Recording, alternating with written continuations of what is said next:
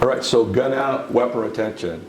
So the subjects kind of come up, and now as I'm drawing, so this is one of the nemesis of teaching like the rock and lock shooting position, is that if you're trying to keep retention, all he has to do is get close enough that when I do this position, he can grab onto the gun, right? So it's very difficult to do with a target that has arms on it, right? So we end up in a situation. So I'm drawing, he grabs onto the muzzle, right? This is going to be the elbow pin, right? And we're going to sweep it by us. So this is what it looks like at regular speed. So he's here, I pull the gun back, move behind him, and I figure out where I'm going to shoot, okay? So one more time, he grabs, I pull it back. I pin it to my chest, elbow, not wrist, and I'm leveraging it behind him. So I'm going to change angles here for a second. So what's really making the gun release is not striking, it's the pinning of my elbow on the back, and as you move behind him, that's what releases it. So not pulling away, but twisting behind him so I can take the shot that I need to or get distance. All right, so let's see it again from this angle.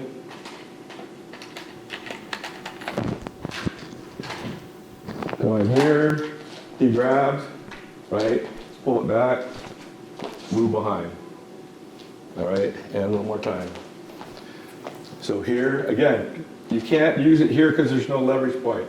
I have to pull and catch up, bring my elbow, and sweep behind. Notice it's my body turning, but I'm not pulling away. I'm actually spinning behind him because I don't want the other hand to come in and grab the gun. Right? Because if I just spin in front of him, he's just re-grabbing the gun.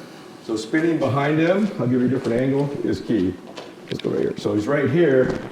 As I spin, I'm moving behind him so I can pick up the shooting angle I want.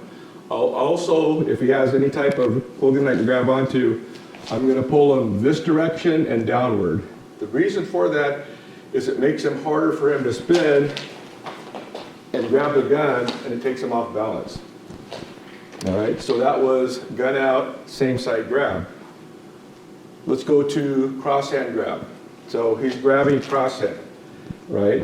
I'm going to pull back, I'm going to block it right away so it doesn't turn into a two-hand grab.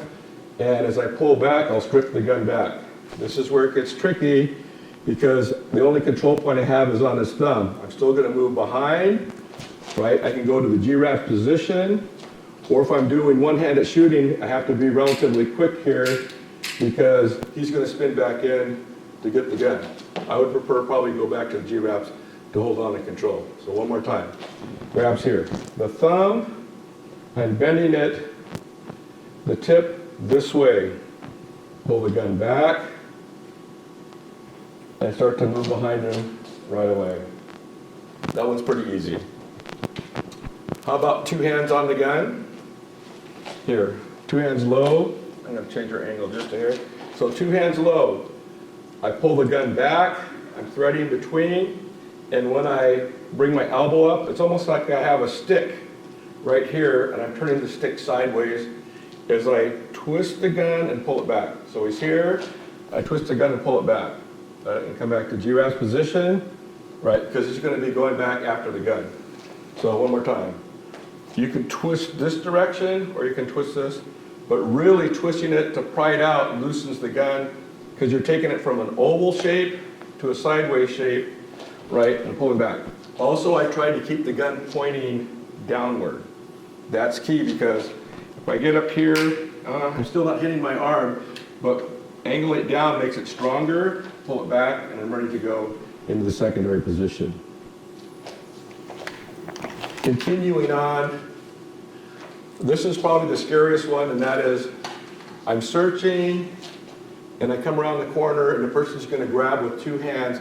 But what they're trying to do is I come around, they grab with two hands, and they're trying to push the gun back to where I end up shooting myself, right? As long as I'm holding on, my finger's on the trigger because I'm trying to shoot, it brings it right back into that bad position that it's going to head and shoot me.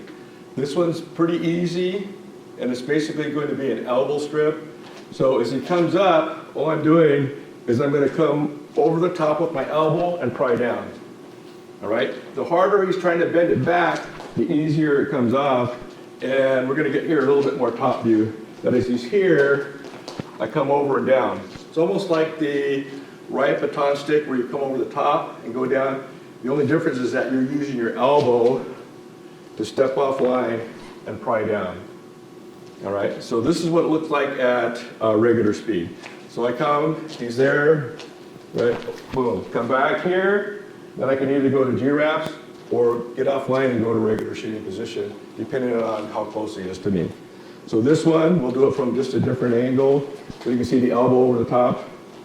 So as he's prying, I step offline, elbow comes down, and I pull back. So it's really the torque of my body pulling back that releases the gun.